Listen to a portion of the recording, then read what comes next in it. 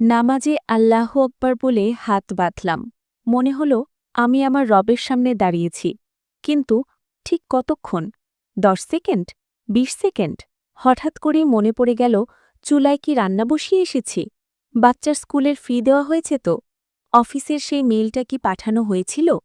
কিংবা কোনো কারণ ছাড়াই মনটা উড়ে চলে গেল দুনিয়ার কোনো এক কোণায়।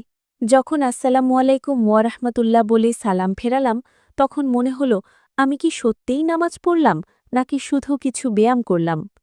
আমার প্রিয় ভাই ও বোনেরা, উপরের কথাগুলো কি আপনারও মনের কথা? জায়নামাজে দাঁড়ালে আপনারও কি মনে হয় যে দেহটা এখানে কিন্তু মনটা অন্য কোথাও? বিশ্বাস করুন, আপনি একা নন।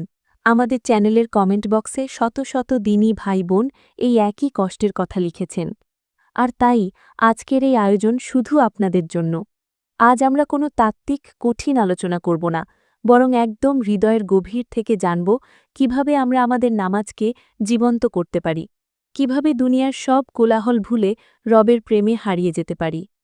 নামাজে মনোযোগ না থাকাটা কোনো রোগ নয়, বরং এটা আমাদের ঈমানের দুর্বলতা আর দুনিয়ার প্রতি অতিরিক্ত ভালোবাসার একটা লক্ষণ। শয়তান তো এটাই চায়।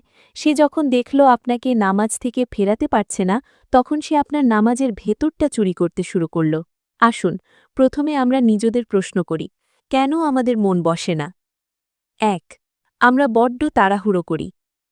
আমরা যখন নামাজে দাঁড়াই, তখন আমাদের অবচেতন মনে একটা টু ডু লিস্ট বা কাজের তালিকা ঘুরতে থাকে। নামাজটা শেষ করেই ওটা ধরব, এই অস্থিরতা আমাদের স্থির হতে দেয় না।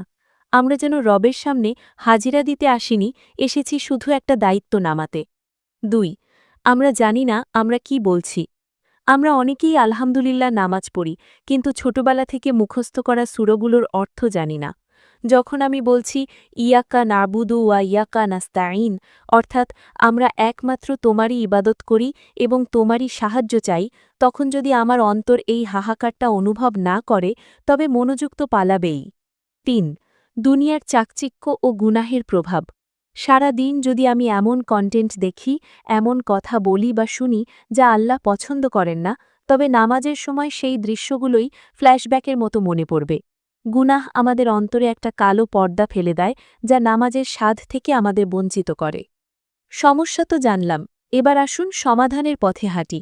আমি আপনাদের কিছু অত্যন্ত কার্যকর ও বাস্তব টিপস দেব, যা আমি নিজেও আমল করার চেষ্টা করি। ধাপ ১. অজু থেকেই প্রস্তুতি শুরু করুন। নামাজ কিন্তু আল্লাহু আকবার বলার পর শুরু হয় না, শুরু হয় অজু থেকে। অজুর সময় ভাবুন, পানির সাথে সাথে আমার হাতের গুনাহ, চোখের গুনাহ, মুখের গুনাহ ঝরে পড়ে যাচ্ছে। নিজেকে বলুন, আমি এখন দুনিয়ার সব কাজ থেকে বিচ্ছিন্ন হয়ে আমার মালিকের দরবারে যাচ্ছি। এই মানসিক প্রস্তুতি আপনার মনোযোগ ৫০% বাড়িয়ে দেবে। ধাপ ২. নামাজের আগে পজ বা বিরতি নিন। রান্নাঘর বা অফিস থেকে দৌড়ে এসে সরাসরি জায়নামাজে দাঁড়াবেন না। জায়নামাজে বসে অন্তত ২ মিনিট চোখ বন্ধ করে থাকুন। লম্বা শ্বাস নিন। নিজেকে বলুন, আগামী ১০ মিনিট দুনিয়া ধ্বংস হয়ে গেলেও আমার কিছু যায় আসে না। এই সময়টা শুধুই আমার এবং আমার রবের। ধাপ ৩.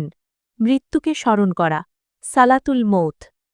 রাসূলুল্লাহ সাল্লাল্লাহু আলাইহি ওয়াসাল্লাম বলেছেন, তুমি যখন নামাজে দাঁড়াবে, তখন এমনভাবে নামাজ পড়ো যেন এটিই তোমার জীবনের শেষ নামাজ।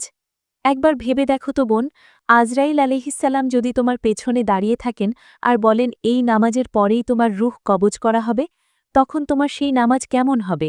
তখন কি চুলার রান্নার কথা মনে আসবে, নাকি প্রতিটি সেজদাতে আপনি চোখের পানি ফেলবেন? প্রতি ওয়াক্তে এই চিন্তাটি একবারের জন্য হলেও করুন। ধাপ ৪. ধীরস্থিরতা ও অর্থের দিকে খেয়াল, বা তার তিল। আমরা যখন প্রিয় মানুষের সাথে কথা বলি, তখন কি তোতা পাখির মতো গড়গড় করে বলি? না। তাহলে রবের সাথে কেন এত দ্রুত? সূরা ফাতিহার প্রতিটি আয়াতের পর একটু থামুন। আল্লাহ উত্তর দিচ্ছেন, এটা অনুভব করুন। অর্থগুলো অন্তত একবার বাংলা অনুবাদ দেখে নিন। যখন রুকুতে যাবেন, সুবহানা রাব্বিয়াল আজিম বলার সময় ভাবুন, কত মহান আমার রব, আর আমি কত নগণ্য। ধাপ ৫. সেজদাকে আপন করে নিন। বান্দা যখন সেজদায় যায়, তখন সে আল্লাহ সবচেয়ে কাছে চলে যায়। সেজদায় গিয়ে চট করে উঠে পড়বেন না। সেখানে আপনার মনের সব কষ্টের কথা আল্লাহকে বলুন। দুনিয়ার মানুষকে যা বলা যায় না তা সেজদায় গিয়ে আল্লাহকে বলুন, দেখবেন সেজদা থেকে মাথা তোলার পর বুকটা হালকা লাগছে। আমার প্রিয় মা ও বোনেরা, আমি জানি আপনাদের বাস্তবতাটা একটু ভিন্ন।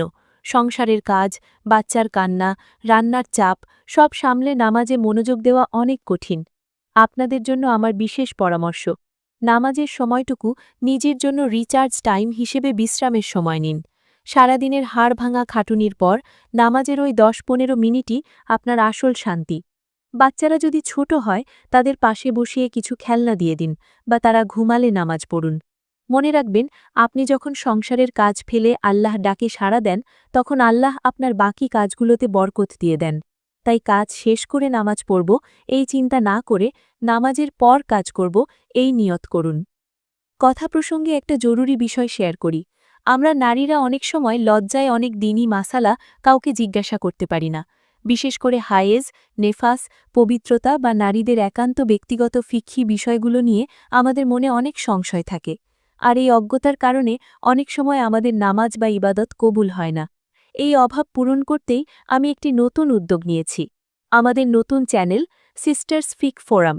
এখানে আমি মুসলিম বোনদের দৈনন্দিন জীবনের সব ধরনের মাসাইল খুব সহজ ও বিস্তারিতভাবে আলোচনা করি। হায়েজের দিনগুলোর হিসাব থেকে শুরু করে পাক পবিত্রতার খুঁটিনাটি সবই সেখানে পাবেন। যারা নিজেদের ইবাদতকে ত্রুটিমুক্ত করতে চান তাদের আমি বিনীত অনুরোধ করব, ভিডিওর প্রথম কমেন্টে বা ডেসক্রিপশনে দেওয়া লিঙ্কে ক্লিক করে আমাদের নতুন পরিবারে যুক্ত হয়ে যান। ইনশাআল্লাহ এটি আপনার দ্বীনি ইলম অর্জনে অনেক বড় সহযোগী হবে। আলোচনার শেষ পর্যায়ে চলে এসেছি। একটা কথা মনে রাখবেন, শয়তান তাকেই ধোঁকা দেয় যার কাছে ঈমানের সম্পদ আছে। যার কাছে ঈমান নেই তাকে নিয়ে শয়তানের মাথা ব্যথা নেই। তাই নামাজে মন চলে গেলে হতাশ হয়ে নামাজ ছেড়ে দেবেন না। নামাজে ভুল চিন্তা আসাটা আপনার দোষ নয়, কিন্তু সেই চিন্তাকে প্রশ্রয় দিয়ে টেনে নিয়ে যাওয়াটা সমস্যা। যখনই মন অন্যদিকে যাবে সাথে সাথে নিজেকে ফিরিয়ে আনুন। এই যে বারবার মন চলে যাচ্ছে এবং আপনি আবার ফিরিয়ে আনছেন, এই চেষ্টা করা বা মুজাহাদা করার কারণে আল্লাহ আপনাকে আরও বেশি সওয়াব দেবেন ইনশাআল্লাহ। আসুন না, আজ থেকেই আমরা চেষ্টা শুরু করি। পরের ওয়াক্ত নামাজটা আমরা এমনভাবে পড়ব যেন আমাদের রব আমাদের দিকে তাকিয়ে মুচকি হাসছেন। আজকের এই আলোচনা যদি আপনার হৃদয়ে সামান্যতম নাড়া দিয়ে থাকে, তবে ভিডিওটি আপনার প্রিয়জনদের সাথে শেয়ার করার অনুরোধ রইল। হয়তো আপনার একটি শেয়ারের কারণে অন্য কারো নামাজ সুন্দর হয়ে যাবে, আর তার সাদকায়ে জারিয়া আপনি পাবেন। আপনার নামাজে মনোযোগ ধরে রাখতে আপনি কোন পদ্ধতিটি ব্যবহার করেন, বা আপনার কেমন অনুভূতি হয়, নিচে কমেন্ট করে আমাকে জানাবেন। আমি আপনাদের প্রতিটি কমেন্ট পড়ি। আল্লাহ আমাদের সবাইকে খুজুর সাথে নামাজ আদায়ের তাওফিক দান করুন। দেখা হবে নতুন চ্যানেলে নতুন কোনো আলোচনায়। আসসালামু আলাইকুম ওয়া রাহমাতুল্লাহি ওয়া বারাকাতুহু।